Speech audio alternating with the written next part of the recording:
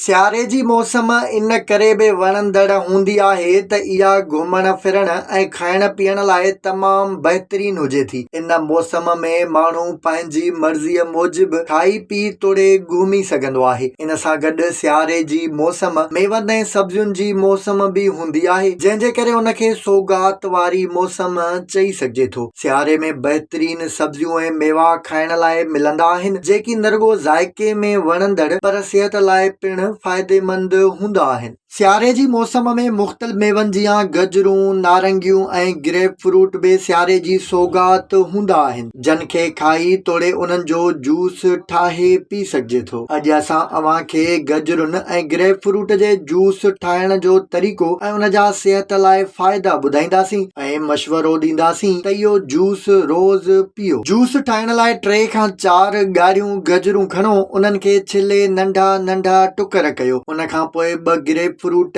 या नारंगियूं छिले उन्हनि जूं फारूं अलॻि अलॻि कयो। ज़ाइके जे लाइ उन में थोरे मिक़दार में माखीअ जो इस्तेमाल करे सघिजे थो। जॾहिं त सुंड जो नंढो टुकड़ो थोरे लीमे जी रस विझी उन्हनि खे ग्राइंड करे जूस तैयार करे वठो। गजर ऐं ग्रेप फ्रूट जी रस सिहत जे अनेक फ़ाइदनि वारा आहिनि। गजरूं बीटा कैरोटीन सां भरपूर हूंदियूं आहिनि ऐं उन्हनि में विटामिन ए जो बि झझो मिक़दार हूंदो आहे, जेकी अखियुनि जी रोशनी, चमड़ीअ जी सिहत ऐं मुदाफ़ियती निज़ाम खे बहितर बणाइण लाइ ज़रूरी आहे। गजर जिस्म खे एंटीऑक्सीडेंट्स ऐं फाइबर समेत मुख़्तलिफ़ विटामिन्स ऐं मादनियात बि फ़राहम कंदी आहे। ॿिए पासे ग्रेप फ्रूट ऐं नारंगियूं विटामिन सी जो बहितरीन ज़रियो आहिनि, जेकी बि मुदाफ़ियती निज़ाम ऐं चमड़ीअ जी सिहत लाइ ज़रूरी आहिनि। इन्हनि सां गॾु उन्हनि में फिलियोनाइड्स बि मौजूद हूंदा आहिनि, जेकी दिलि जी सिहत खे बहितर बणाइनि था। इहो ई सबबु आहे त गजरुनि ऐं ग्रेप फ्रूट जो जूस अखियुनि जी रोशनी ऐं मुदाफ़ियती निज़ाम समेत दिलि जी सिहत खे बहितर कंदो आहे ऐं चमड़ीअ खे जुवान रखण में मदद ॾिए थो।